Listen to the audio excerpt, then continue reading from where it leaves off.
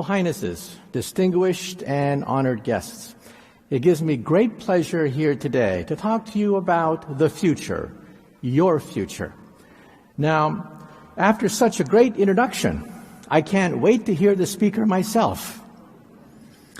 Let me say that I'm a physicist, and I've had the privilege of interviewing over 300 of the world's top scientists for this book.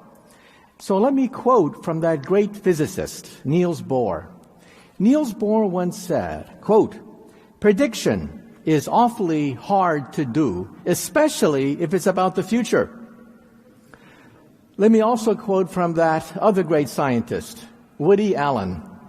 Woody Allen once said, quote, "Eternity is an awful long time, especially toward the end." Now, I'm a physicist. What do? We invent things. We invented the laser. We invented the transistor. We helped to assemble the first computer.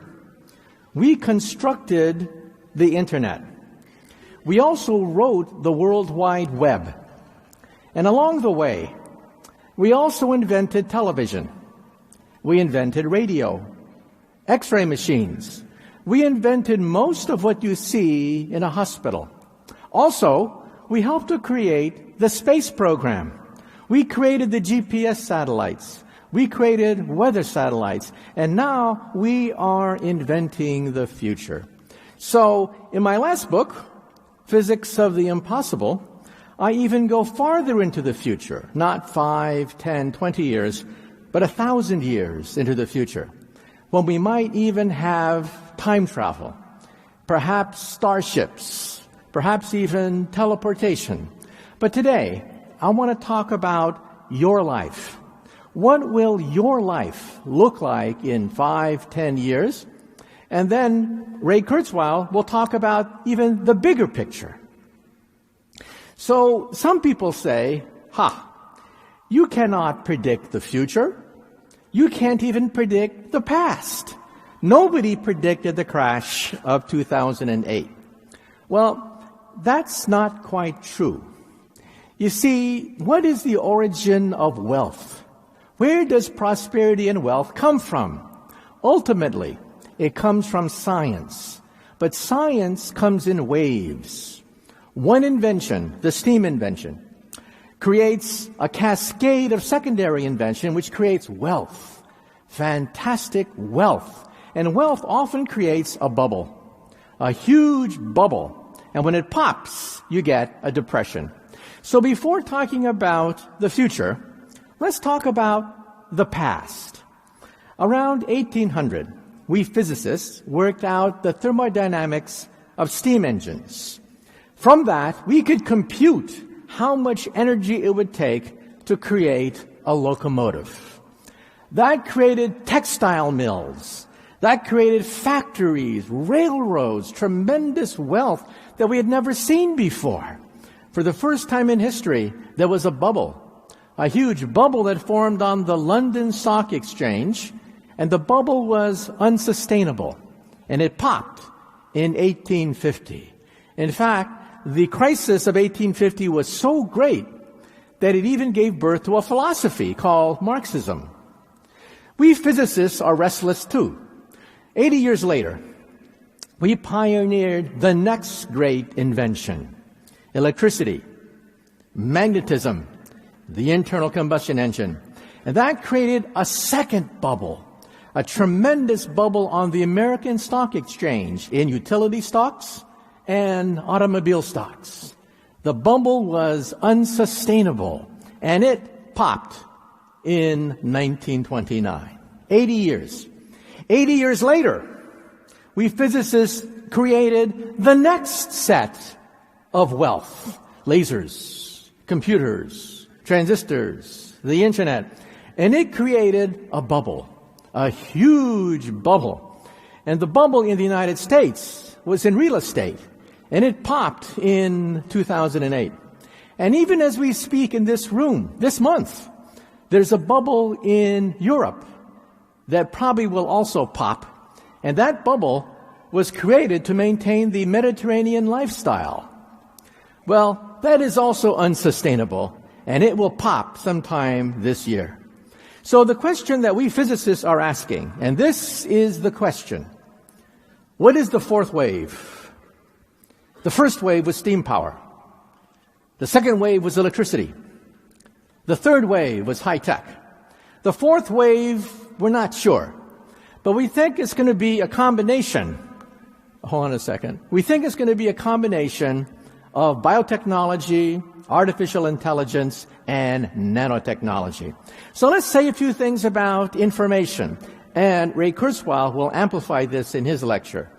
This is Moore's Law, which says that computer power doubles roughly every 18 months. What does this curve mean? Today, if you get a birthday card in the mail, you open it up, and it sings, "Happy birthday to you." There's a chip in that birthday card. That chip has more computer power than all the Allied forces of 1945. Stalin, Hitler, Churchill would have killed to get that chip. And what do you do with it? You throw it away in the garbage. Look at this curve. Look at 1969. We put 2 men on the moon. Ever see these old videotapes of the man in the moon shot? Look at those old computers. Oh my God. You're not going to send me in outer space backed up by those computers. How much computer power did they have in 1969? Less than your cell phone. We sent people into outer space backed up by the power of today's cell phone. And now take a look at 2020. When you start to look into the future, you now know that this curve predicts that chips will cost roughly a penny in 2020. That means you now know the future of the computer. The future of the computer is to disappear, to be everywhere and nowhere. Where is running water today? Running water is under your feet. It's in the walls, in the ceiling. Where is electricity today? Electricity is under the floor, in the walls, in the ceiling. When you walk into a room, what is the first thing you do? You look for the light switch. In the future, when you walk into this room, the first thing you will do is look for the internet portal. You will assume that the floor, the ceiling, and the walls are intelligent, and the word computer will disappear from the English language. Just like electricity. No one says that anymore. No one says electricity. And where does electricity come from? You know, the cloud someplace. Who knows where electricity comes from? So in the future, where will computer power come from? It'll come from the cloud. And where is it? It is everywhere and nowhere, including your glasses. Google recently came out with internet glasses. Other internet glasses can recognize people's faces. How many times have you been at a conference like this and you bump into somebody and you say, "I know this person. It's Jim, John, Jake. I know this person." In the future, your glasses will say, "It's Jim, stupid." Remember? You meet him every year at this conference. And let's say you're looking for a job and you're at a cocktail party and you don't know who the important people are. In the future, you will know exactly who to suck up to at any cocktail party. Right next to their name is their biography. And if they speak Chinese to you, compliments of Google, it'll be translated into your language as subtitles beneath that person's image. Now, maybe you don't want to look like a refugee from Star Trek. In the future, it will be fashionable. Children are the driving force behind this technology. In fact, video games is a bigger industry than all of Hollywood movies. That's how big this industry is, generated by children. Now, there's several ways you can do this. You can shoot the image directly to the retina of your eye, or the lens of your glasses can be used as a screen, or the military uses an eyepiece. They flick down an eyepiece. And eventually, fashion models will wear these things. Eventually, at fancy parties, people will be able to download movies, download documents, teleconference, right there in your glasses. But there's a problem. Let's say you don't wear glasses. Let's say you don't like glasses. Then what are you going to do? You will blink and you will go online. These internet contact lenses, who will be the first people to buy internet contact lenses? College students studying for final examinations. They will blink, and instantly they'll see all the exam questions right there in their eyepiece. Who else will buy these internet contact lenses? Actors, actresses, politicians. Politicians will never say anything stupid again, because their script is right there in front of them. Who else will buy these internet contact lenses? Artists, architects. They'll wave their hands, and 3D printers will print out beautiful buildings, homes, works of art, simply by waving your hands in the air. Who else will buy these internet contact lenses? Tourists. If you're in a foreign country and you don't speak the language, that's a problem. How can you buy anything unless you speak the language? In the future, we'll have universal translators giving you subtitles as people speak to you. And if you're in Rome, you will see the Roman Empire resurrected from the ruins of the Roman Empire. In China, in the Summer Palace outside Beijing, that Summer Palace has been resurrected in the same way. Artists have illustrated the Summer Palace of 1860 before it was burned down by the British and the French. So who will want these internet contact lenses? Everybody. Now, what is this called? This is called augmented reality. Virtual reality is for children. Virtual reality is when you put on glasses and there's a cartoon. There's a cartoon inside your glasses. That's virtual reality. This is for adults. This is called augmented reality. And it's not a new idea. In fact, there's a Hollywood movie which introduced people to augmented reality. What was that Hollywood movie? Well, here is the former governor of California in a very bad mood. It's the Terminator robot. And when the Terminator robot sees John Connor, there's a biography next to his name. So in the future, you will always know who you are talking to. You will always know what they are saying. And this applies to all aspects of industry, commerce. Let's say that your husband sometimes does the shopping, but your husband always buys the wrong thing. In the future, when you send out your husband, the image in his contact lens will be sent to you at home. You will see what he is seeing, and he will always buy the right thing. If you're a boss, you will see what your staff is seeing when they make an inspection overseas, because what they see in their contact lens can be broadcast immediately to the boss. This is going to change the way in which we do everything. If you're an astronaut in outer space and you're making repairs, you don't have time to look at the blueprint. Boom! You see the blueprint right inside your contact lens. And the military has its own version. I flew down to Fort Benning, Georgia with the Science Channel, and we filmed this. It already exists. This is not science fiction. The military version is this big. It is half an inch long. It fits on your helmet or your sunglasses. You flick it down, and immediately you're online. the internet of the battlefield. This is already operational. You see enemy forces, friendly forces, artillery, armor, all of that right in your contact lens. And how will you pay for all of this? In the future, money will be digitalized. For example, music is already digitalized. And there's a warning here. The music industry was told that one day music will be digitalized.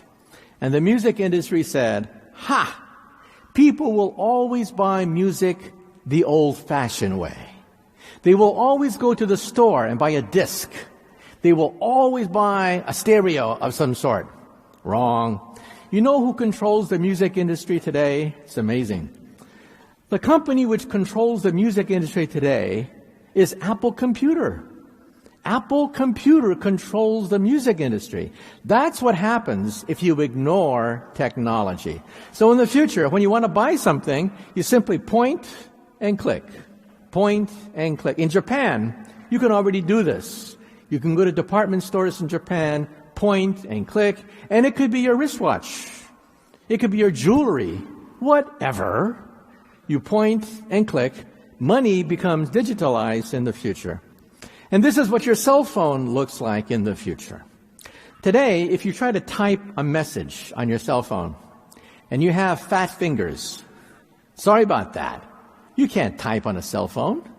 In the future, you'll scroll out intelligent paper. This is e-paper. Every dot in e-paper is a transistor.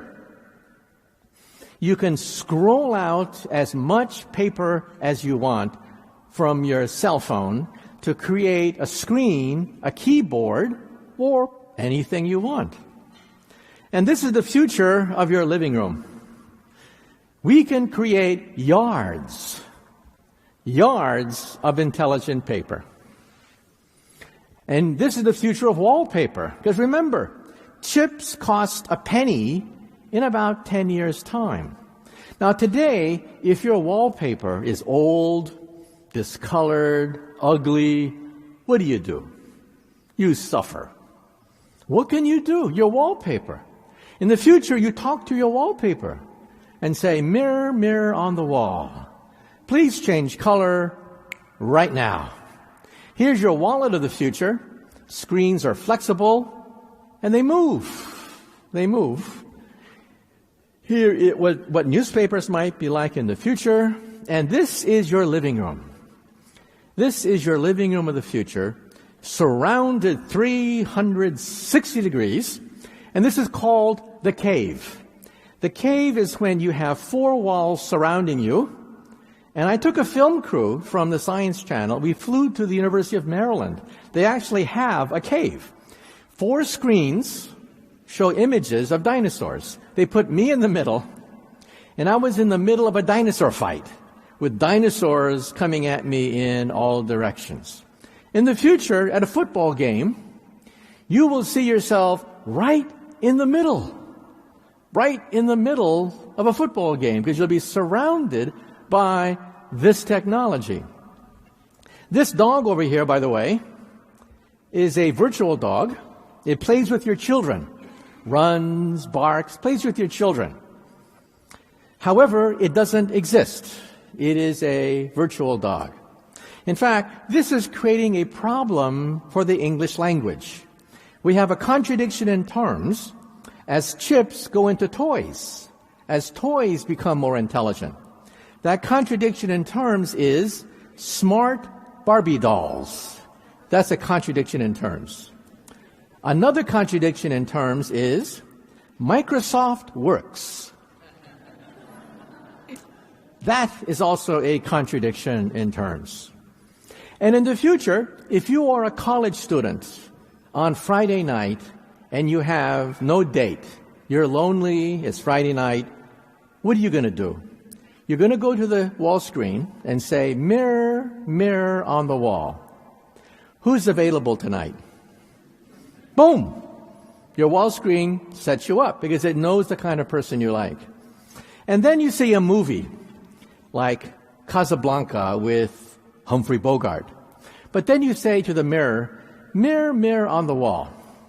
Please remove Humphrey Bogart's face and put my face instead. You will be the hero of every single action movie. And even farther in the future, let's say you're a stamp collector. Let's say you're a coin collector. And you want to meet other coin collectors outside. What do? You sign up for a service, a dating service, a stamp collector service, whatever. And as people walk by you, their faces light up. Their faces light up in your contact lens because they too are coin collectors. They too are stamp collectors. Or they too want to meet a date for Friday night. So in the future, when you want to meet somebody for Friday night, what do? You go outside. This is the future of television. People have always wanted 3D TV, but it never happened. Why? You have to have those glasses, those awful glasses to have 3D. Well, we physicists said, now wait a minute. We can use optics to create 3D without glasses. It's called lenticular technology. This screen is no ordinary screen. This screen consists of thousands of vertical lines. Thousands of vertical lines. Each vertical line is a prism. It cuts the image in half. One half goes to the left eye, one half goes to the right eye, and boom! 3D without glasses. This is going to be in your living room in the coming years. Already, if you play video games, you know that the first video games hit the market this year with lenticular technology. And this is also the future of glass. This is your window of the future. Your window of the future is intelligent because chips only cost a penny. You simply talk to the window, and the window changes. If you want to see the Eiffel Tower, you want to see the Taj Mahal, boom, you just talk to it. So this is how 3D TV works. If you look down on the TV, these are vertical lines. This cuts the image in half. One half goes to the left eye, one half goes to the right eye, and that's how you have 3D television without glasses. The key is the screen. This is your office of the future. As we said before, chips cost a penny. Why should your office be based around a PC? The only place that we will find a PC in the future is in a museum. These are disposable computers. You simply scribble on them and then throw them away. They only cost a penny. But the scribble follows you in the cloud. As you go from room to room, room to house, house to home, home to car, car to office, the files follow you in the cloud. So think of water. Where does water come from? Well, a lake, a reservoir someplace. But how do you access water? With a faucet. That's all you need is a faucet. The water comes from a reservoir or a lake. The same thing with computer power. In the future, your appliances will be faucets. Faucets that access a lake called the cloud. And this is your cubicle of the future. It'll be beautiful, gorgeous, three-dimensional. It'll be so beautiful you will never get any work done in the future. And this is how you will drive in the future. This is a car of the future that drives itself. Today, we know that people get tired. They fall asleep. They get drunk. In the United States alone, 40,000 Americans die every year needlessly on the highway.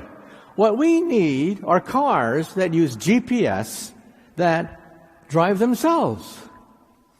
I had a chance to drive this car. BBC Television flew me down to North Carolina, and they put me in this car. There I was, driving the car, having a wonderful time with this sports car. Then the cameraman said, "Let go of the steering wheel." And I said, "What? Are you crazy? I'm not going to let go of the steering wheel." And the cameraman said, "Trust me.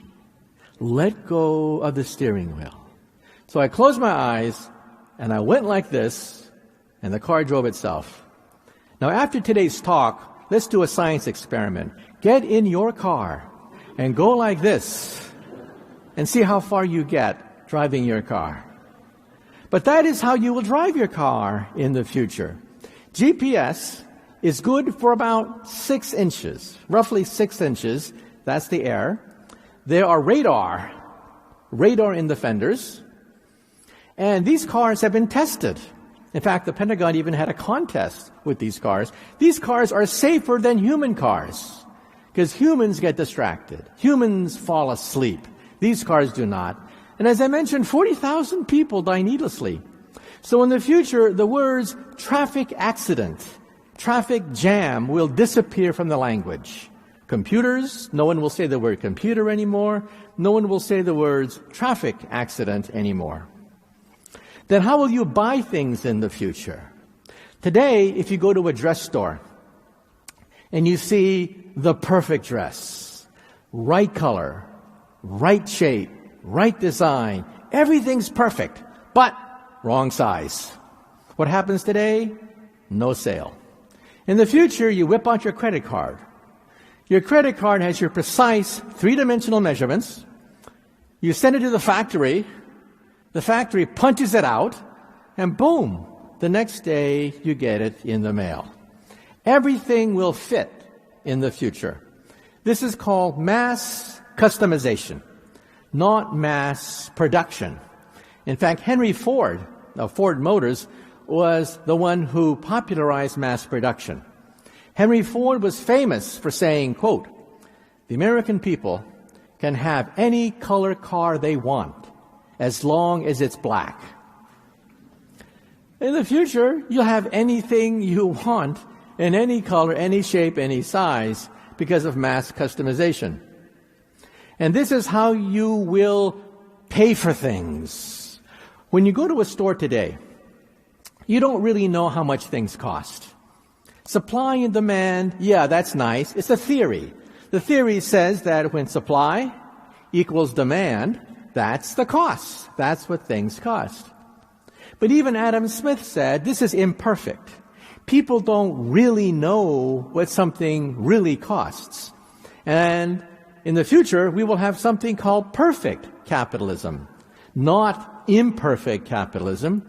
When you walk into a store of the future, your contact lens will scan all chips, scan the chips in all the goods that you see, and tell you immediately who has the cheapest product, who has the best product, how much does it really cost to make something.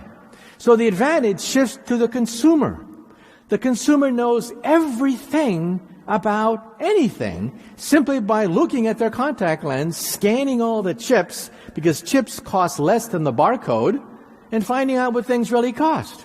So if you're the manufacturer, how will you fight back?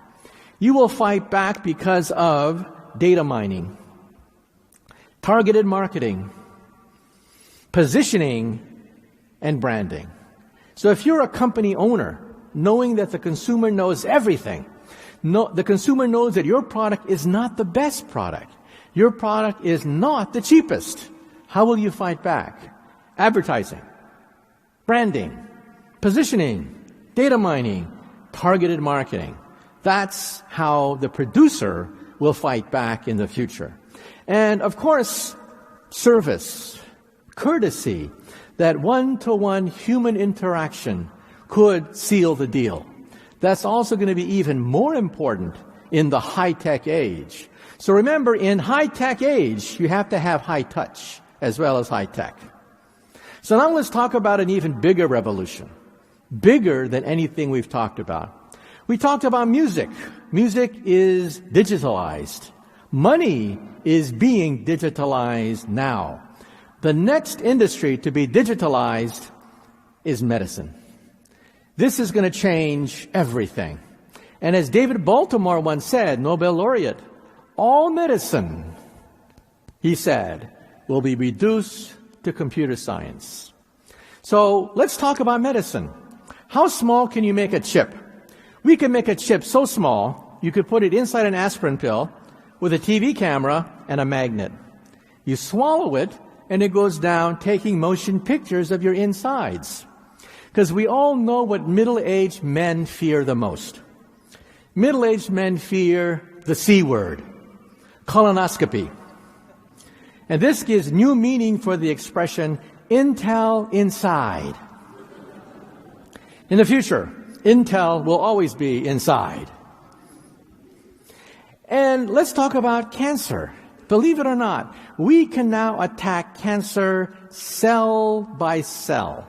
This is undergoing human trials right now, not monkey trials, not mouse trials, human trials right now, as we take molecules, arm them with poisons, and they seek out individual cancer cells and kill them. One way, for example, is the following. A cancer cell has holes on its walls. The holes are large and irregular. A normal cell has small, round holes. Cancer cells have large, raggedy holes. We can make a molecule halfway between the two, too big to fit in the small hole of a healthy cell, but small enough to fit right into a cancer cell and kill it.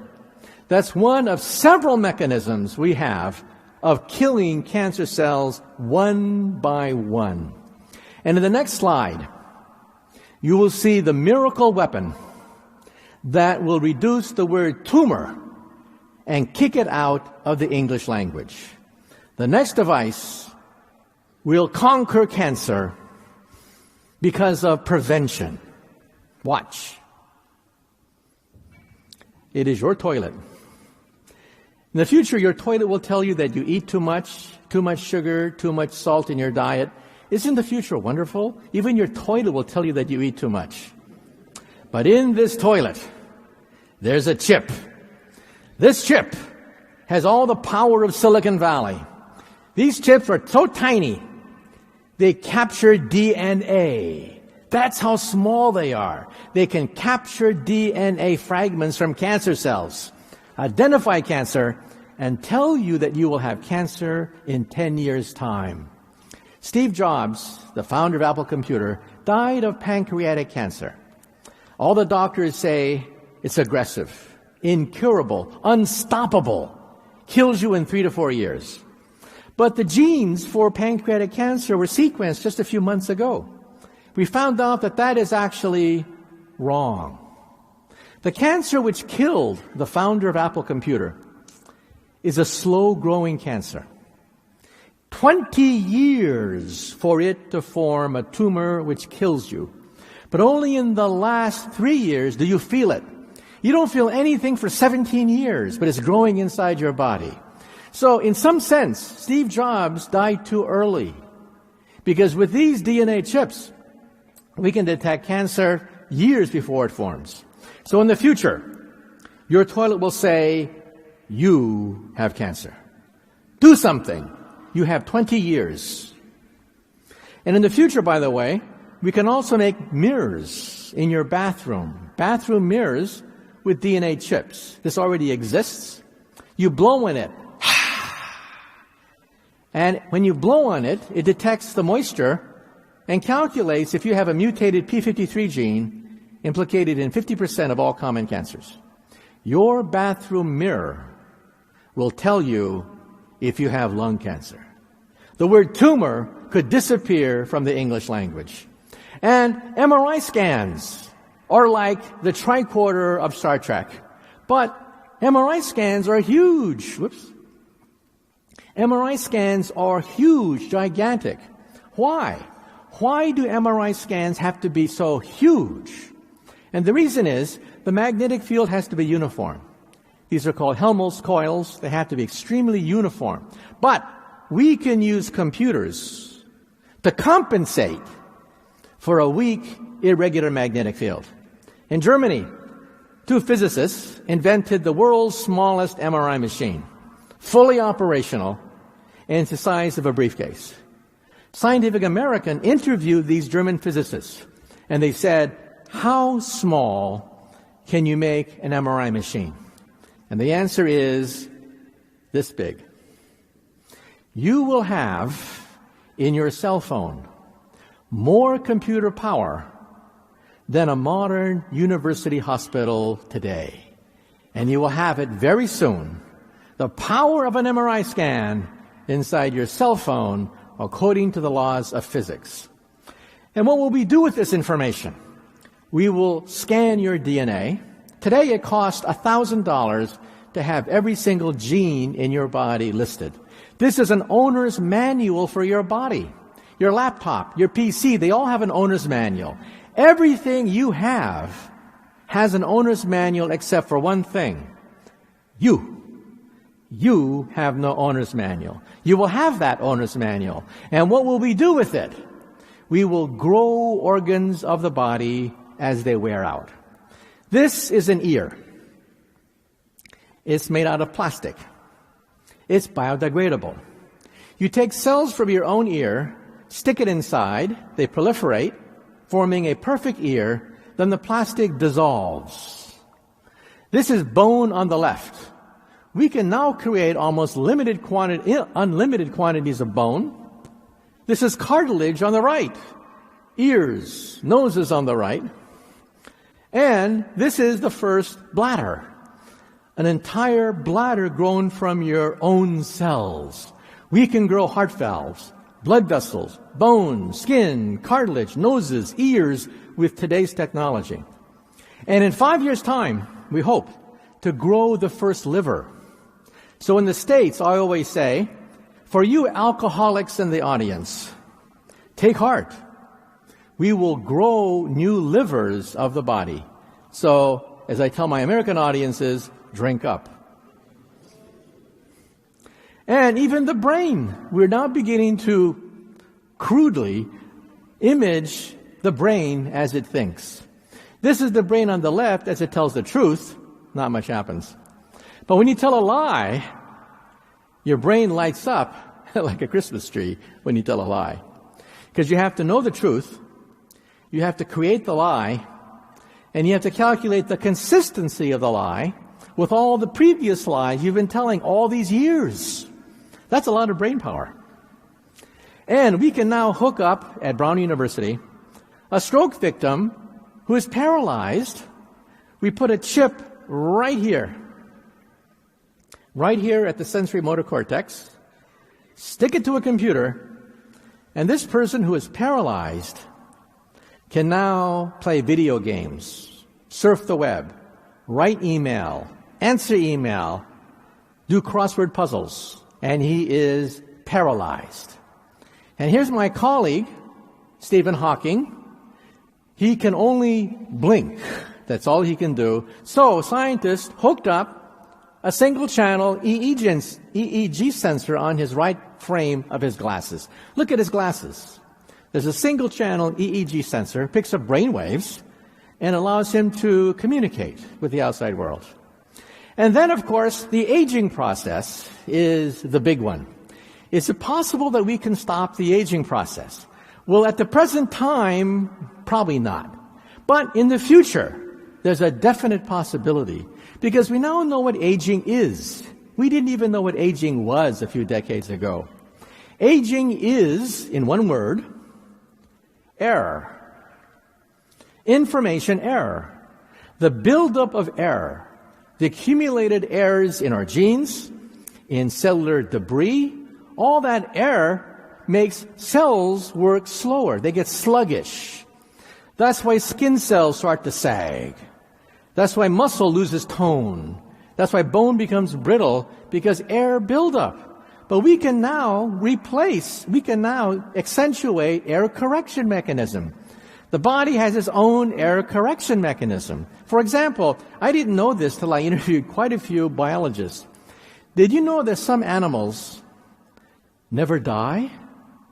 They simply age forever. I didn't know that.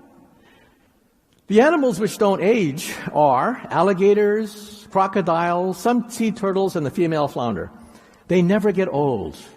They just get bigger, but they never age. Now you might say to yourself, that's not true. I mean, everybody knows that alligators, look at the internet, they live to be 70. But you see, that's when the zookeeper died.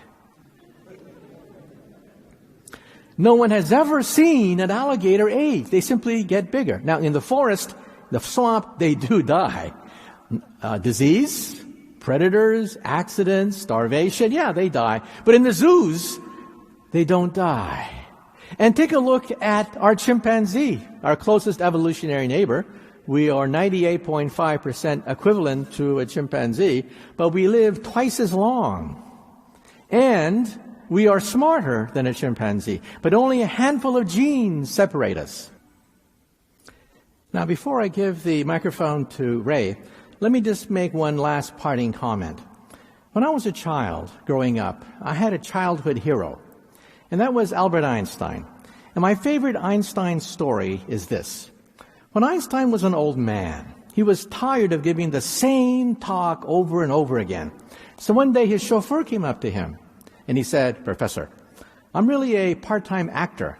I've heard your speech so many times, I've memorized it. So why don't we switch places? I will put on a mustache and a wig. I will be the great Einstein, and you can take a rest and be my chauffeur." Well, Einstein loved the joke, so they switched places. And this went along famously until one day, a mathematician in the back asked a very difficult question. And Einstein thought, oh, the game is up. But then the chauffeur said, "That question is so elementary that even my chauffeur here can answer it for you." Thank you very much. Great audience. Thank you.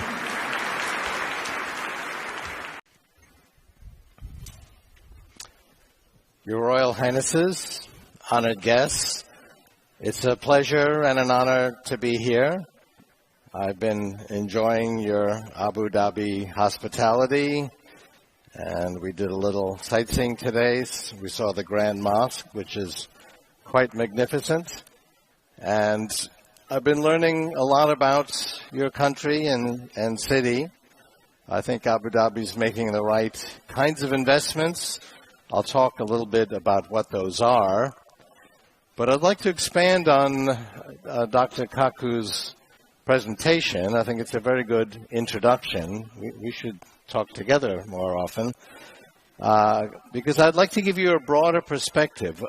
I believe these things are going to happen. Many of them are underway already. Why is it happening now? Why didn't these things happen 50 years ago or 50 years from now? What is the pace of change? Where does it come from? It didn't come from nowhere. So I'd like to give you a little bit of a sense of the history of technology and why we are now entering really the most exciting phase of human history. And I became interested in this because of my own interest in being an inventor. That's what I have always thought of myself to be since the age of 5.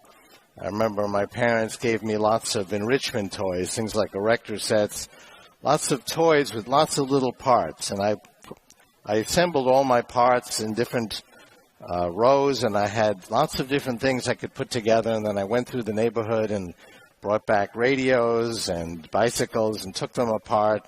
And I had this big inventory of things I could put together. And I had this idea that if I could just figure out how to put them together in the right way, I could create transcendent effects, magical effects. I didn't have that vocabulary at age 5, but I can remember the feeling very well. And I remember other kids were wondering what they were going to be, a nurse, a teacher, a fireman. And I always had this conceit, well, I know what I'm going to be.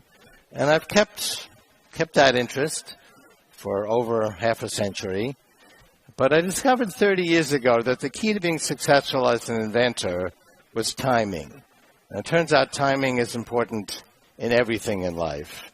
In investments, professional work, your personal relationships, you have to be in the right place at the right time. And so I began to study, from a scientist's perspective, what can we predict about the future? And I had the idea, which is still a common assumption, that you cannot predict the future. The future is unknowable.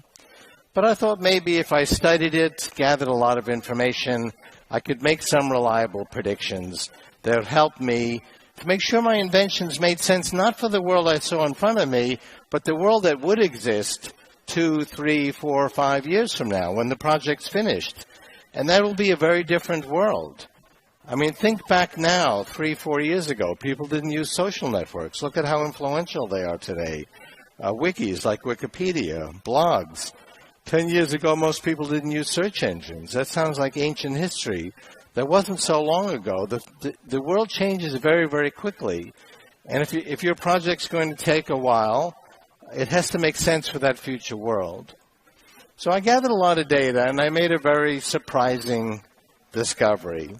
If you measure the basic measurements of information technology, the kinds of technologies that Michio was talking about, they actually form very predictable trajectories. You can actually predict where the power of computers will be, the power of communication technologies, now the power of biological technologies, which are becoming information.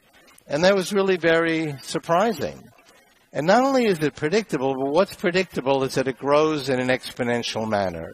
It doubles every period of time, depending on what you're measuring. The overall power of a computer right now is doubling actually in less than a year. And even that rate is getting faster and faster. If you look at computers 100 years ago, it took 3 years for them to double in power for the same cost. In 1950, it was 2 years. In the year 2000, it was 1 year. Now it's 11 months. But even just doubling every year is pretty fantastic because there's a very profound difference between exponential growth and linear growth. Now, linear growth is like this, 1, 2, 3, 4, 5. That's actually what our intuition tells us. The reason we have a brain is to be able to predict the future. So when our ancestors walked through the field 1,000 years ago and they saw, oh, there's an animal going that way, I'm going this way, we're going to meet up there, I don't want to meet that animal, I'm going to go this other way, turned out to be good for survival, to be able to predict the future. That became hardwired in our brains. But those predictors that are hardwired in our brains, are what we call our intuition, is linear. The things are going to keep going at the same pace. But the reality, not of everything, but of information technology, is that it doubles every period of time. Instead of going 1, 2, 3, 4, 5, it goes 2, 4, 8, 16. Now you might think, well, it doesn't sound that different. But a linear progression, 1, 2, 3, 4, 5, at step 30, you're at 30. 2, 4, 8, 16, an exponential progression, at step 30, you're at 1 billion. And this is not an idle speculation about the future. This is several billion times more powerful for the same price as the computer I used when I was a student. It's 100,000 times smaller. So when I came to MIT, in fact, I went there because it was so advanced in 1965 that it actually had a computer. And thousands of us shared this one computer, took up half a building, cost tens of millions of dollars. This is thousands of times more powerful. And we will do that again in the next 25 years. This will then become the size of a blood cell. It'll be 1 billion times more powerful again for the same price. And it gives you some idea of what will be feasible. And that is actually a very predictable trajectory. And so I've been making actually predictions based on this. I didn't start a week ago. I started 30 years ago. In 1981, I had a number of the curves that I will show you showing this exponential progression, very smooth, of computers, of communication technologies. So I saw the Internet, which wasn't called the Internet. It was called the ARPANET, for the Advanced Research Projects Agency of the Department of Defense in the United States. And it was just set up to allow Defense Department scientists to communicate with each other. There are only a few thousand scientists in the whole world who were using the ARPANET, but it was doubling every year. And for various reasons, I was quite confident that would continue. So I said, wow, this is going to be a World Wide Web connecting hundreds of millions of people around the world to each other and to vast knowledge resources, and people thought that was nuts. It got a lot of criticism. The entire American defense budget can only tie together 2,000 scientists, so maybe someday there'll be hundreds of millions of people. That's going to be hundreds of years away. But that is, in fact, exactly what happened because of the power of exponential growth. In 1990, the Genome Project was announced. This was not a mainstream project. A few renegade scientists actually saw that this was progressing exponentially.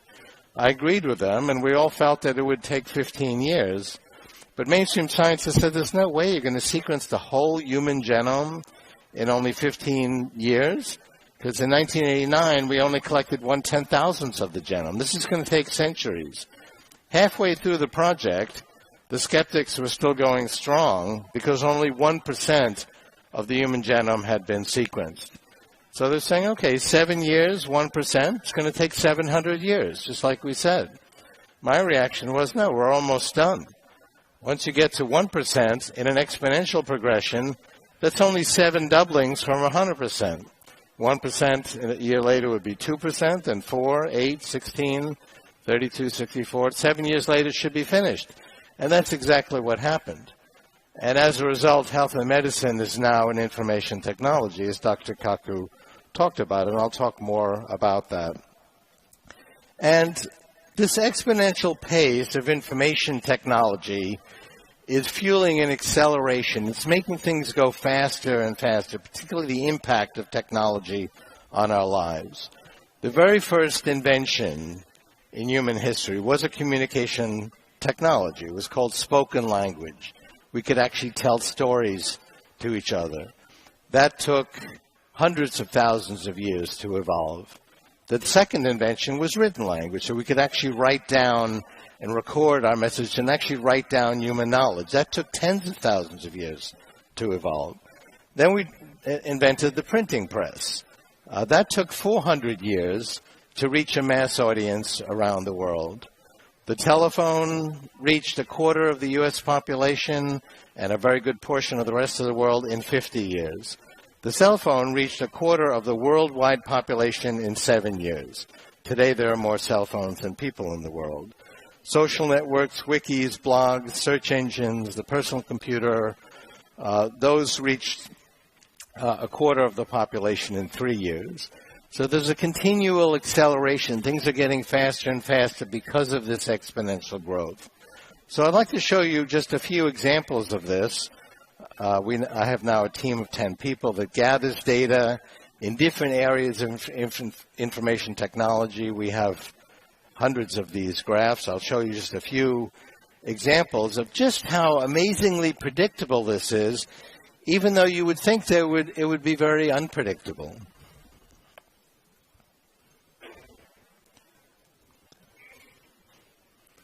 So this is the first graph that I came up with. I had it through about here, 1980, in 1981. Each of these dots is a famous computer going back to the 1890 American census. And this is not just Moore's Law. Moore's Law says that we can put twice as many transistors on a chip every 2 years. They run faster, so it's actually a doubling in power every 1 year. But that only pertains to chips, which started actually in the 70s. This goes back several generations earlier, long before we had chips, long before Gordon Moore was even born. And what was amazing is how smooth a progression this is. Now, this is a logarithmic graph, meaning what we're measuring, which is the power of computers per $1,000, constant $1,000, expressed in an exponential manner. So as we go up the graph, we're multiplying by powers of 10. So every level on this graph is 100,000 times greater than the level below it. A straight line on a logarithmic graph is exponential growth. And you can see it's actually a curve. It's better than exponential growth.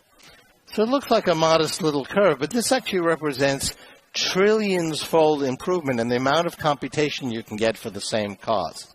That's how we're going to get these penny per chip computers. That's just a calculation by continuing this curve into the future. But what's really amazing is look at how smooth the progression that is. It's extremely predictable. And as an example, in 1980, I completed this curve. Now, none of these computers existed at that time. And as the future has unfolded, all of the computers that have come out have been on that curve. It's been very predictive. I had this curve in 1980.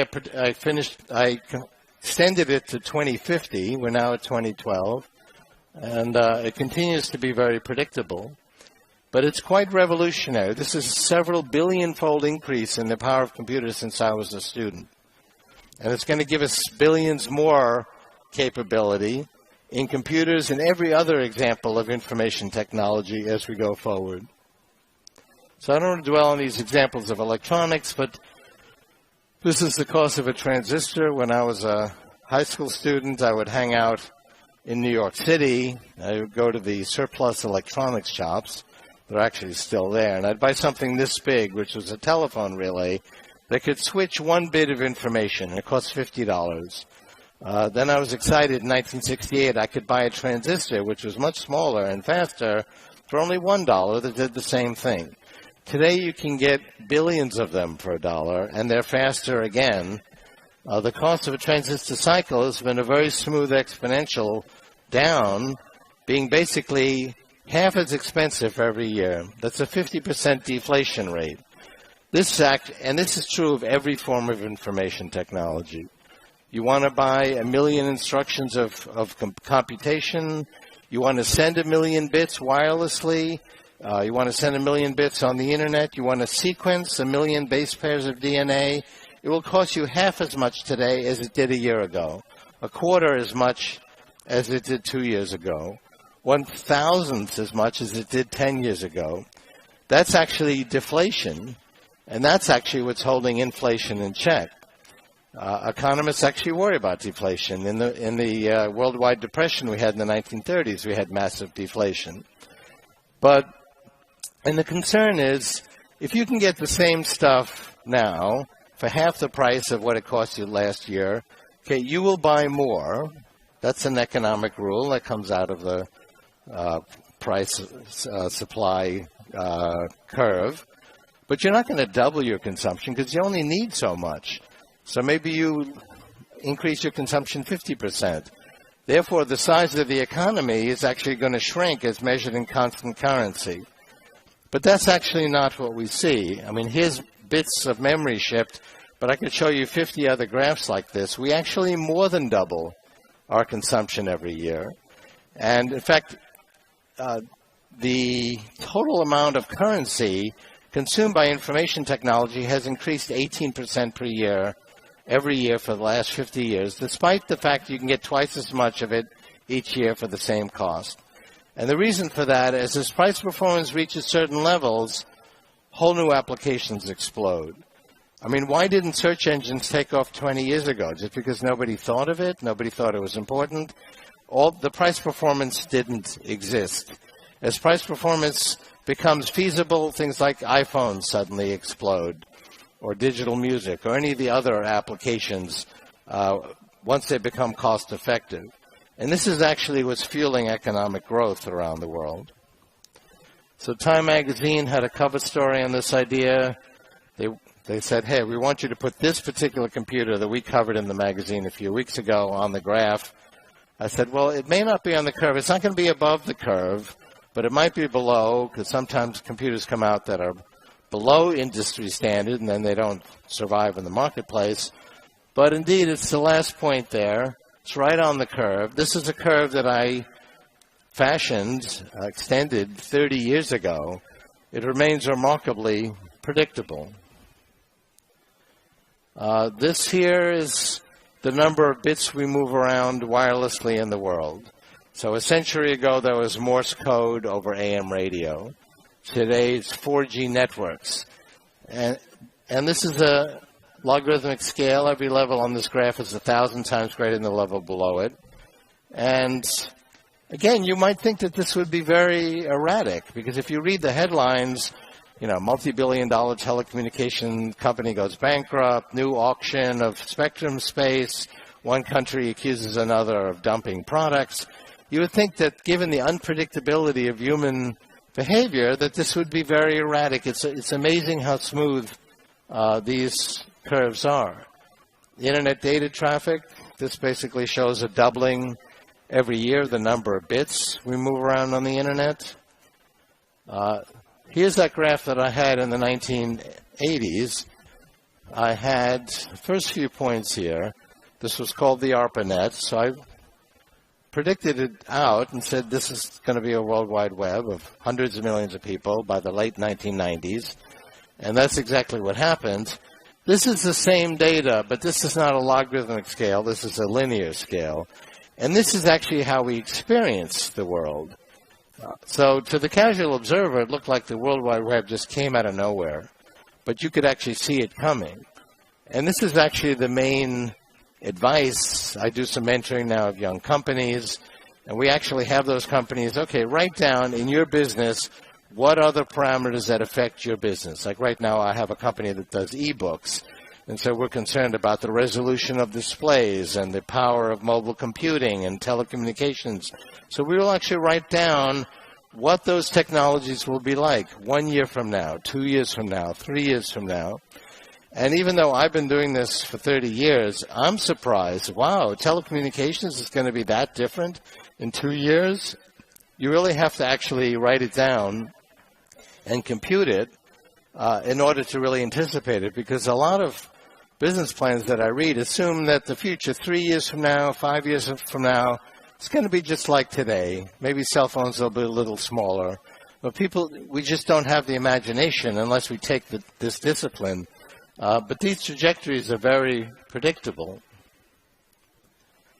So biology, I mentioned the total amount of genetic data has doubled every year. It's continued past the end of the Genome Project. The cost of sequencing DNA has come down by about half every year.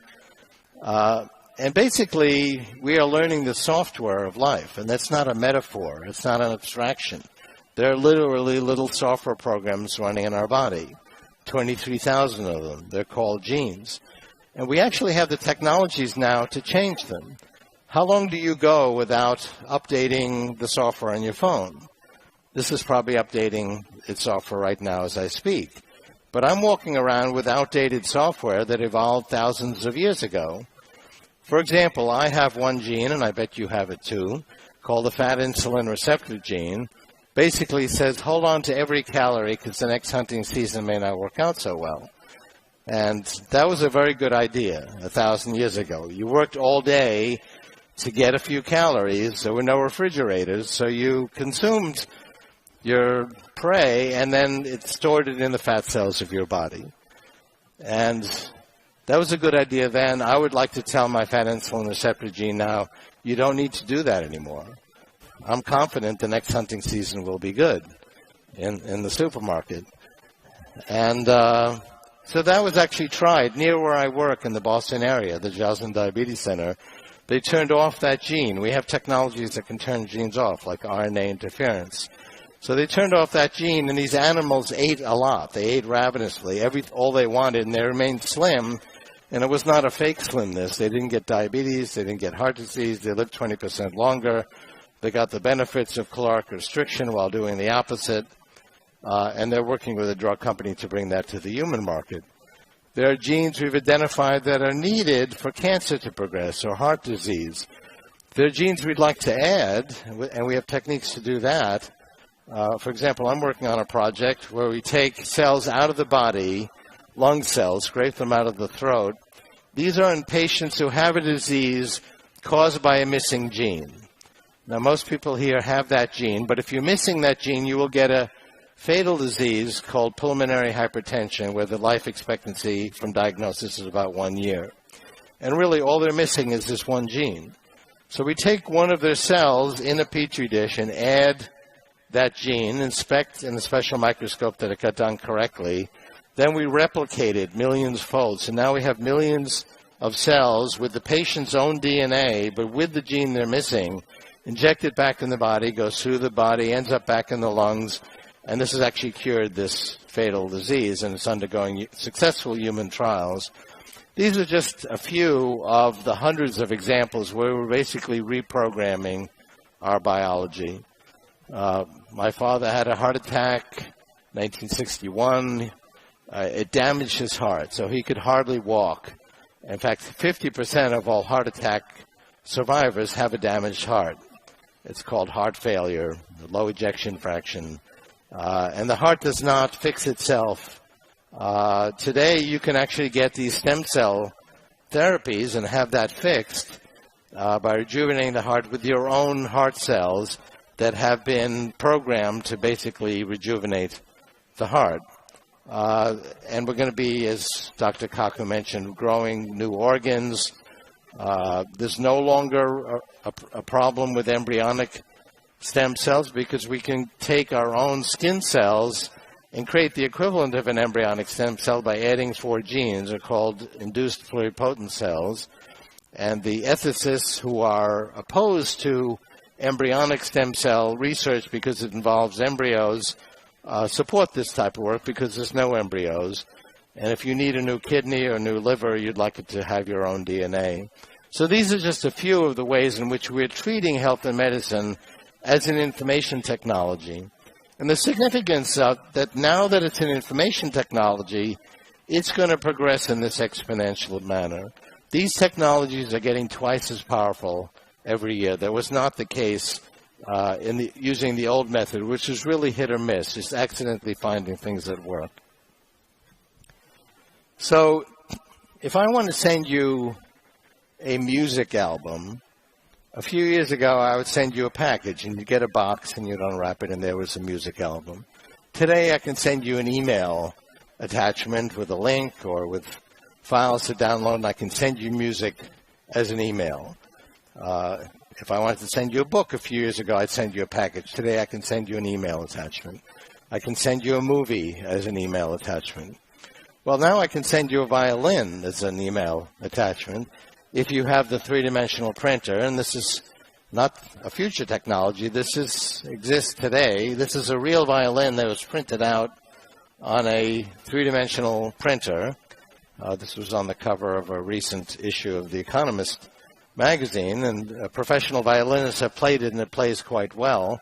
Somebody printed out an airplane, one module at a time, and snapped it together and flew in it. I have a university I started with Peter Diamandis. It's sponsored by Google and NASA. The American Space Agency gave us a campus in Silicon Valley, and the students do team projects. One of the projects is to use three-dimensional printers to print out housing, whole houses for the developing world that are very high quality but low cost, printing them out again one module at a time and snapping them together. This is ultimately going to revolutionize manufacturing. Right now, we're kind of right before the storm. It's like before search engines or before, digital music. Not all the capabilities that we want are in place, but it's improving very rapidly. The costs are coming down. The resolution and fineness of features are increasing. You can already print out quite complex objects with these three-dimensional printers. And, of course, we can print out whole organs, printing out the scaffolding with a three-dimensional printer and then actually populating it with the necessary stem cells, as you saw in the video, to actually grow any organ in the body. This will be applied to medicine. Here we see these are little robotic red blood cells. Our red blood cells are little devices. They store oxygen and carbon dioxide. They release them in a certain manner. This is a device that's designed to do the same thing, but it's 1,000 times more powerful. And a calculation was made that if you were to replace a portion of your red blood cells with these little robots called restaurocytes, you could do an Olympic sprint for 15 minutes without taking a breath, or sit at the bottom of your pool for 4 hours. And so, honey, I'm in the pool will take on a whole new significance. I was asked by ESPN, the sports magazine in the United States, we're going to ban these, right? Just the way we ban steroids. And I said, probably not. We should ban steroids because steroids are bad for your long-term health. So if you don't ban them, you're forcing athletes, in order to be competitive, to do something that's damaging to their long-term health. So there's a moral reason to ban them. And the fact that we don't actually enforce that very well means we actually do have that problem. But this is actually good for your health. You could have a heart attack and you'd have hours to get to the doctor. It will lead to better oxygenation of your tissues. So let me talk a little bit about a project that I've been very interested in, actually for 50 years. I started thinking about this when I was 12. How does the human brain work? And how can we actually copy its methods and create artificial intelligence and then use that artificial intelligence to make ourselves smarter? And I've been thinking about that for 50 years. And we're already making progress in that. Just using a search engine makes us smarter. The fact that I have a device in my pocket that I can access all of human knowledge with a few keystrokes, it makes me smarter. Ultimately, we will continue to get smarter, and we will ultimately put them inside our bodies to make ourselves healthier. They'll go inside our brain. They'll put our brains on the internet. But even if we just carry them in our pockets, they are making us smarter. And we really have not been able to see inside the brain with enough clarity to tell how the brain works. There are MRI machines, and so Dr. Kaku showed you a picture of what happens when somebody lies, and you see certain things lighting up, and we can tell certain things, from which area is active. So we'll look at someone, and if they're looking at a loved one, one area lights up. If they're looking at something that's scary, another area lights up. It kind of tells you where things are happening, but it doesn't tell you how it works. But the precision and resolution of brain scanning has also been improving exponentially. Different kinds of brain scanning. We can now actually see inside a living human brain with enough precision to see individual interconnections being formed. And what we've always thought poetically, we find now is actually true. Not only does our brain create our thoughts, but our thoughts create our brain. As we think about things, we're actually creating new connections. And so it's said you are what you eat, but it's even more true that you are what you think. So you should, in fact, be careful who you hang out with and what ideas you're exposed to, because we are creating connections in our brain. We're creating our brain with everything that we are exposed to. And I'll give you, in just a few minutes, a brief summary of how the neocortex works, which is the part of the brain where we do our thinking. It constitutes about 80% of the brain. Only mammals have a neocortex, and it's biggest in a human being.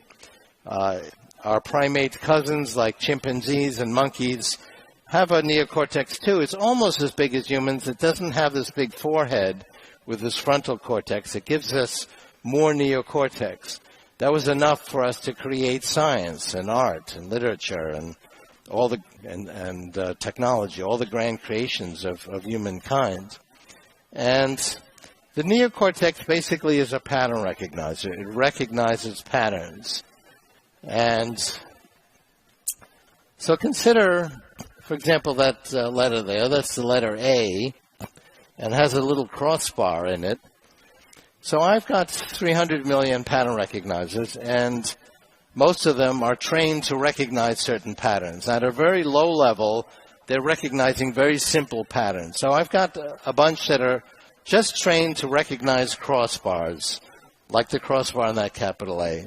So I look at that, and that pattern recognizer lights up and says, aha, I found a crossbar in a capital A. I've got other pattern recognizers that recognize other parts of the capital A. They feed up to a higher level.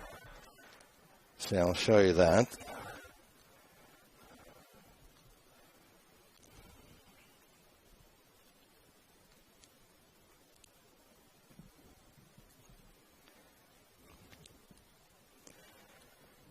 So at the lowest level, I have different pattern recognizers that are recognizing these different parts of a capital A. It goes to the next level, and there's a pattern recognizer that goes, aha, a capital A. And that goes to an even higher level, and that recognizes the word apple or the word pear, depending on what else I see in the environment. These pattern recognizers are organized in hierarchies. That's a key part of the neocortex. It's really the only brain structure that's organized in this hierarchical manner, and it can recognize any number of levels of this hierarchy. So what happens if we go up, more levels, 50 more levels? What kind of patterns are we recognizing there? Well, we recognize things like, oh, that's beautiful, that's inspiring, that's scary, that's funny. Now, you probably think that those recognizers that are recognizing these abstract qualities much more complicated than these simple ones. They're actually the same. They just exist at a different conceptual level. Now, where do these connections come from that tie these different recognizers together in this pattern? Well, I was not born with this. I wasn't born knowing English, and there are languages I don't know, which I can't recognize. We learn this. That's part of the human paradigm. To get from being a newborn baby to a 20-year-old that actually can command language and can recognize that things are beautiful takes a long time. And a key strength of the neocortex is that we can create these connections ourselves. In fact, we have to. We're not functioning human beings if we don't create them. And that's the essence of the theory. And I talk about how we can relearn things, how we can keep our mind open, because actually by the time you're 15, you've completely filled up your brain. So if you want to learn anything new after age 15, you've got to actually forget something that's old to be able to learn something that's new. And this technique, it turns out that the techniques we've evolved in the field of artificial intelligence are very similar to what goes on in the brain. And it's not because we were copying the brain, because we couldn't actually see inside the brain until just recently. But those are the techniques that seem to work. Biological evolution discovered the same thing. So in the few minutes I have left, I want to talk about the impact of all of this. Technology, as I mentioned, is progressing in an exponential manner. It's getting more and more powerful. It's progressing faster and faster. Is this a good thing or a bad thing? Now, I think there's a lot of optimism here in Abu Dhabi. As I travel around the world, the opinions are mixed on this issue. Some people think the world is getting worse, and they think technology is responsible. Things were much better. People were happier before technology kind of wrecked our lives. I think that's kind of a romantic notion. I think people who say that don't really know what life was like 200 years ago. You can read writers in English, people like Thomas Hobbes or even Charles Dickens, describe what life was like 200 years ago when life expectancy was 37, when there were no social safety nets. It's not because people weren't liberal enough, but because there wasn't enough money to go around, and life was extremely difficult. But I actually have about 50 graphs like this. I'm going to just show you one example of what has happened to humanity over the last 200 years. So these little circles are countries. The ones that I know about this is China. You might actually, I'm going to show you then what happens over 200 years. You might keep an eye on China because it does some interesting things.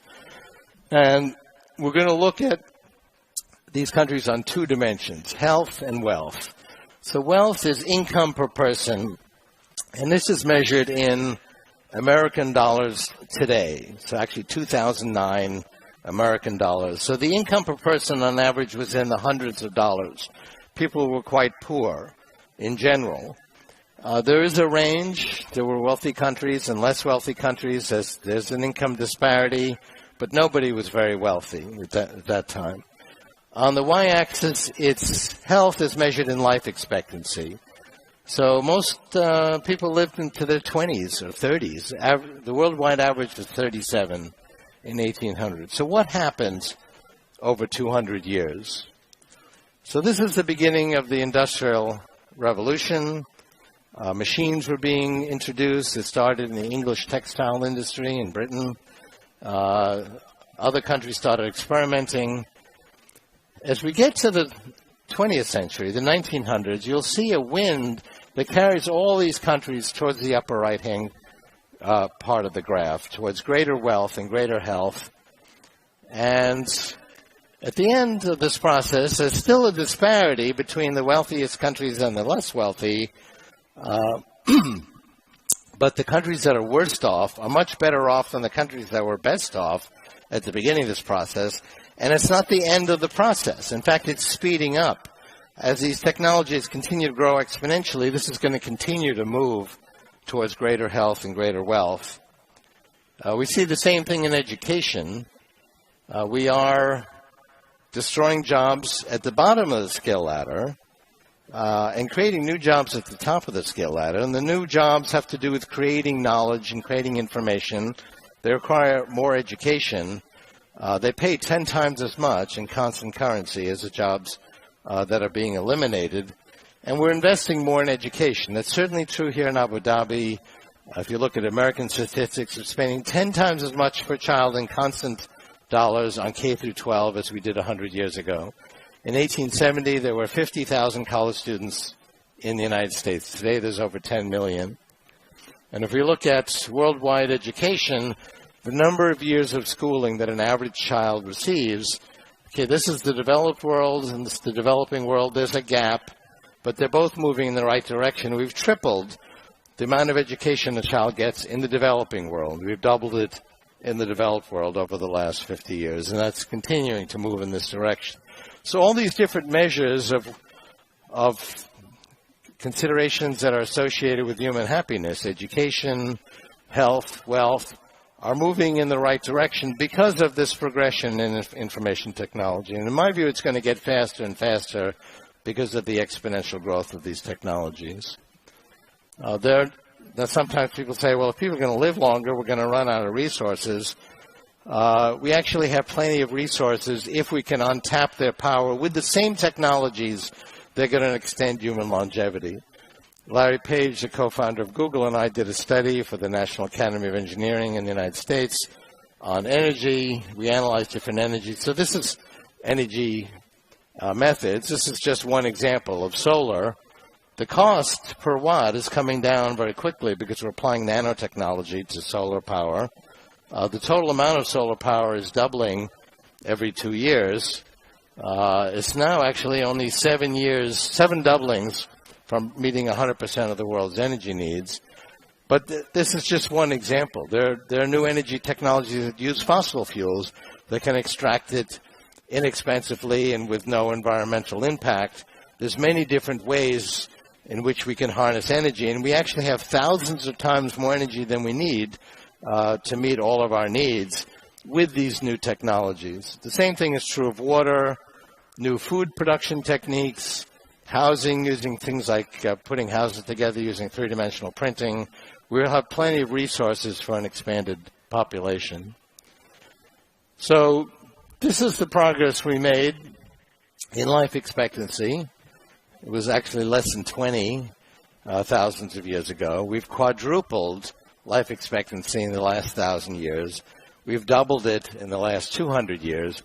This is before health and medicine was an information technology. This is just from the hit or miss process of finding things that happen to work. Now that health and medicine is an information technology, this is going to go into high gear. And it's not just living longer, it's living better, overcoming many forms of suffering, being able to stop and reverse aging, and also just improve other parameters of life. And so I'm sometimes asked, what is my advice for preparing for this future world, for individuals, for cities, for countries, societies? I would make a few observations. First of all, it's very much an interconnected world. No society can just say, well, we're going to take care of ourselves. And, we see people are concerned about what's going to happen in Greece. I mean, in 2008, I happened to be traveling around the world in October. And within 1 week, every industry in every country was affected negatively, but it shows that everybody is connected economically. And that's going to continue to be the case. The best investment are twofold, education and in future technologies. And I'd make 2 points about education. One is it's not just for children. Of course, it's very important to educate children. But the old model where we'd educate kids and they learn a trade, to be a carpenter, a policeman, maybe a nurse, and they just do that for 40 or 50 years and then retire. That model is already obsolete. People are going to have to continue to learn new things because the pace of change is going to be so rapid.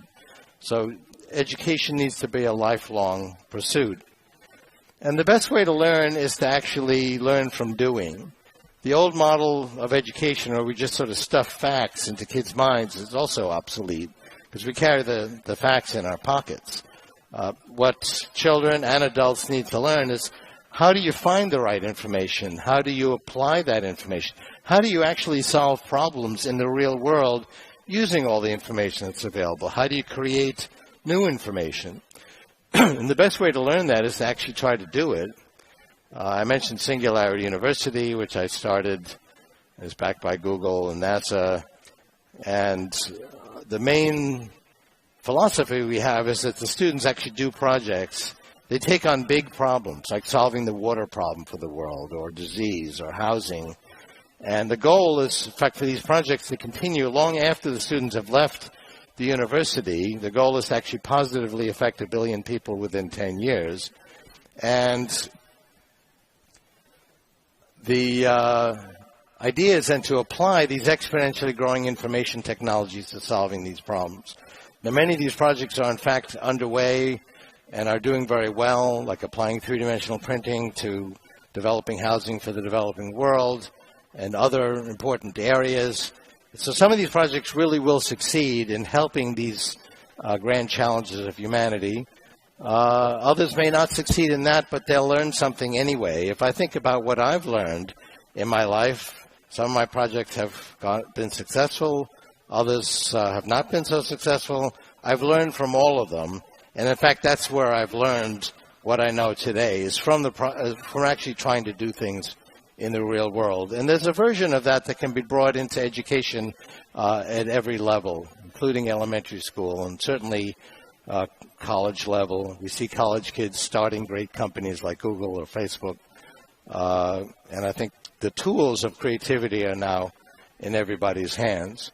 But I think the investments that are being made in Abu Dhabi in education, in the technologies of the future, are the right approach. I think if we all continue to invest in these areas, we'll see a very bright and happy future for humanity. Thank you very much.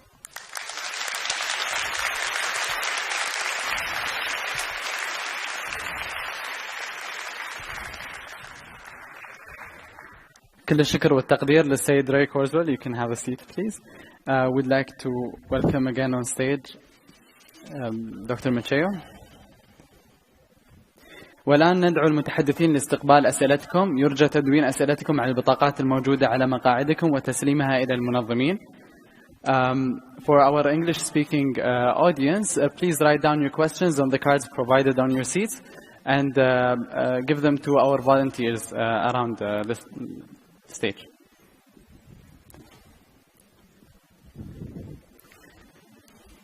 Again, I'd like to thank you for being here and giving us this amazing kind of insight on what to expect in the future. This first question we have here is for Dr. Kaku. How can you stop or slow down global warming using these technologies, and how far are you from a time machine?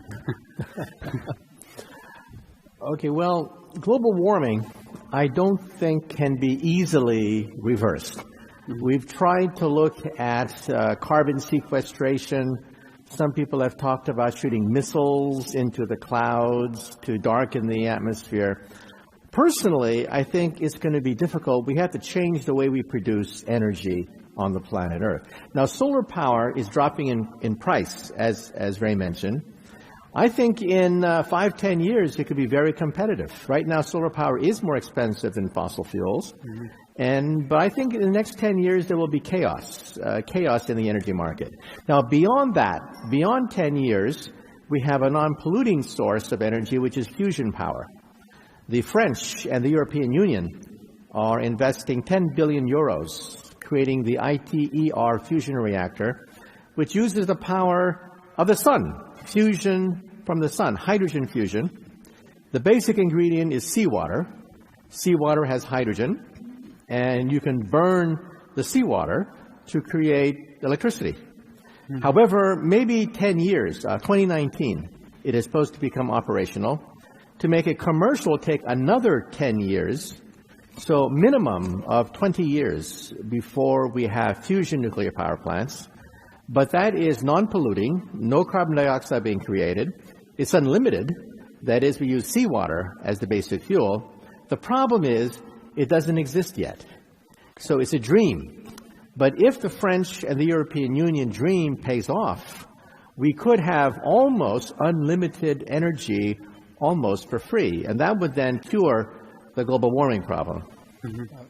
I'd make a comment on that. As I mentioned, I did a major study of different energy sources for the National Academy of Engineering with Larry Page, and we looked at different scenarios. A number of them, which are already working at some level, can more than meet our energy needs. For example, solar, there's 10,000 times more sunlight that hits the Earth than we need to meet all of our energy needs. We need to capture 1 part in 10,000. That certainly will be feasible within a decade, and the total amount is doubling every 2 years. But there's also scenarios involving oil and fossil fuels of being able to capture that with no environmental impact, ultimately also at low cost. And those also have thousands of times more potential than we need. You can go down a mile or two this way. Geothermal is a tremendous amount of heat inside the Earth. That can be turned into energy. There's a whole set of different scenarios, any one of which could meet our needs actually thousands of times over, in a clean, renewable way that does not release gases like carbon dioxide. Okay, great. I think it's very important to realize that some of the things you talk about, which might seem like science fiction to us, but these are, some of them are already in the beginning stages and they are actually developing, like the Google goggles, for example, the glasses. This is, I guess, a question for both of you. Will the development in technology create a larger divide between the rich and poor countries? This touches upon what you were talking just about. Well, sometimes you hear that. I think all the evidence is that it is actually eliminating the divide. Take Asia as a very good example. Many societies there were very poor agrarian societies, which basically used old-fashioned farming methods 20 years ago, and today have thriving information economies. The developing world actually has a higher growth rate than the developed world today. Africa has a much higher growth rate than the United States. And technology is coming in. Internet is becoming quite common. 30% of Africans have cell phones. Most of those will be smartphones very soon. A kid in Africa with a smartphone has access to more information and knowledge than the President of the United States did 15 years ago. There's right now very high-quality education being put online for free from the best educational institutions of the world, so anybody with an internet connection can actually access the best education.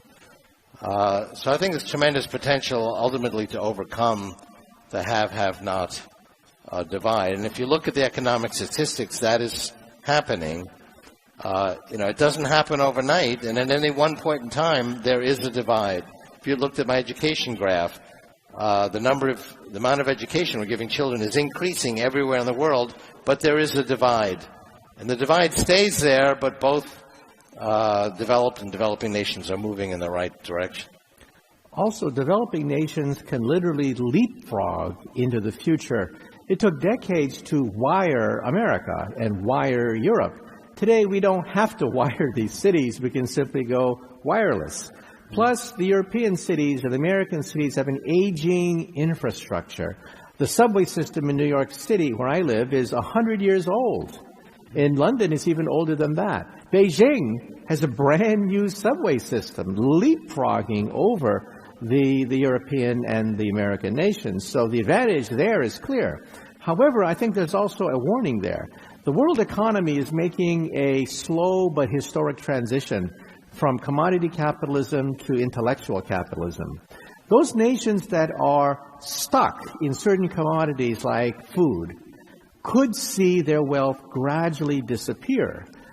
Food prices are extremely low compared to historic levels. This morning, you had breakfast that the King of England could not have had 100 years ago. Think of what you had for breakfast. The King of England could not have had these delicacies from around the world. That's how cheap food is historically from the past. So those nations that put all their eggs in agriculture without investing in information, without investing in entertainment and software, they could see their national wealth get smaller and smaller. Other nations like China have taken advantage of this. They send their students overseas, where I see them.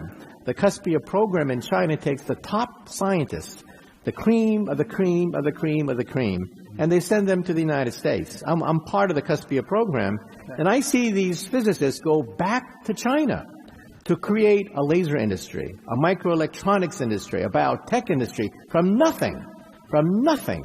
These people are sent to the United States, go back to China to create whole industries. Wow. This is a question for you, Dr. Michio. A question from Haidar Al-Ansari. He says, when do you think we will witness the transition from type 0 civilization to one like Flash Gordon, type 1? We physicists rank civilizations by energy, and a type 1 civilization is planetary. That is, they control the weather, they control earthquakes, they control volcanoes. That's type 1. Then there's type 2, like Star Trek, where they control the energy of a star or a few stars. That's like the Federation of Planets. Then there's type 3, which is galactic, like the Empire of Star Wars.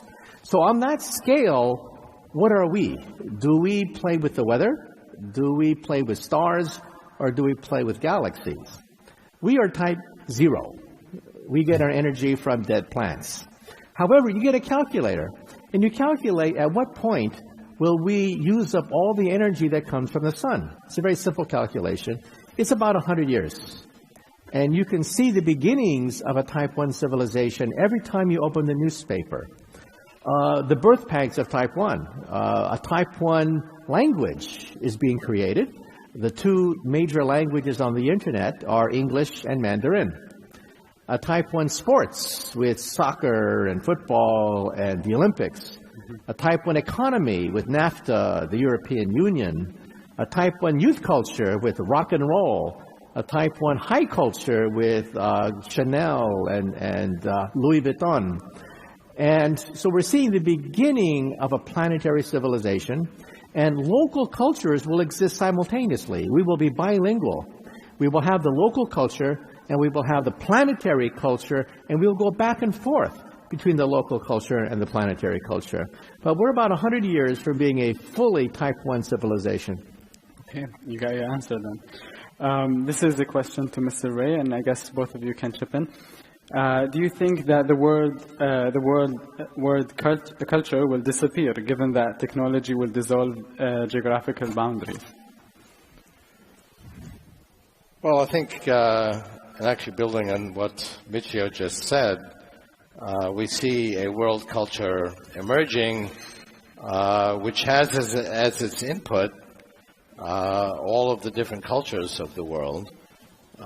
Because people now can communicate with people that have common interests all around the world. And I see children in the United States communicating with people in Africa and the Arab world and China, and making friends with them and understanding their culture and appreciating their music. And if you look at musical interests, it's definitely being influenced by everything going on in other musical cultures. So we have a worldwide culture because we have worldwide communication already. And I think that needs to be based on tolerance of appreciating the beauty and wisdom of many different cultures and different histories and different ways of looking at the world, which I think can only make our world richer. But we truly have world communication now, which is bringing about a world culture which is very rich and diverse and will continue to expand in diversity. Also, wherever I go speak around the world, I meet a bilingual elite. The elites are fluent in English or a European language and the local culture. That's today we have a bilingual elite. In the future, it will be bicultural. There will be a planetary civilization. You can see that every time you just open the TV and you see the Olympics, the beginning of a planetary culture. But the local cultures will live forever. They'll live forever on the internet. The culture, the language, the artwork will be stored forever on the internet, and local cultures will flourish and interact and enrich the planetary culture. So just like the elites of today are bilingual, in the future, everybody will be bicultural. Okay. One last question, because we're running out of time, for Dr. Michio. How vulnerable are we of using technology? Do we have enough protection? Enough protection? Yeah, so I'm assuming... Well, technology is a double-edged sword. It depends on who controls the sword. Take a look at the development of nuclear weapons. On one hand, nuclear bombs can destroy society. On the other hand, well, maybe with fusion power, we'll have clean, cheap, inexhaustible, unlimited amounts of power through fusion. But the key is more and more democratic debate. The key is everyone has to be part of this discussion. Definitely. And as democracy spreads, wars are lessened. No two democracies have ever warred with each other in history. All the great wars of the past have been between dictatorships and monarchies. So as democracy spreads, I think wars will also be lessened. Okay. I've actually written quite a bit about this double-edged nature of technology. One of the chapters of Singularities Near is called the Deeply Intertwined Promise versus Peril of GNR, which is Genetics, Nanotechnology, and Robotics. And a very good example is take biotechnology. So we talked today about how biotechnology is going to enable us to reprogram our biology away from cancer and away from heart disease, good things. The same technology could be used by a bioterrorist in a routine college bioengineering laboratory to take a flu virus and reprogram it to be more deadly, more communicable, more stealthy, and create a super weapon and create a great deal of destruction. And it's a complicated, so some people actually have called for a relinquishment. Let's not pursue advanced technology at all because of these dangers. I've written that would be a bad idea because basically it would just drive the technologies underground where they'd be even more dangerous. I think what we need to do is actually recognize the problem and develop defenses against that. I've actually worked with the U.S. Army on that, and we have today a rapid response system where if someone tried to do what I just said, we would detect it very quickly. We can now sequence a biological virus in one day. HIV took 5 years. SARS took 31 days. We can now do it in one day, create a medication against that, RNA interference medication or an antigen-based vaccine in one day, and within a few days have an antidote. So we could talk, all day about the technical details of that, but society needs to put a high priority on keeping these technologies safe. Fire kept us warm, but also burned down our villages. Technology has always been a double-edged sword. I think we've benefited more than we've been hurt, but we actually have to focus our priorities and energy on keeping these technologies safe and preparing for defenses against people who would be irresponsible. Okay, well, thank you very much again for being here and answering our questions. With that, we come to the end of our session, and we would like to thank you for attending and participating, and we hope to meet soon in future sessions of the Muntada organized by Sheikh Salama bin Hamdan Al Nahyan Foundation.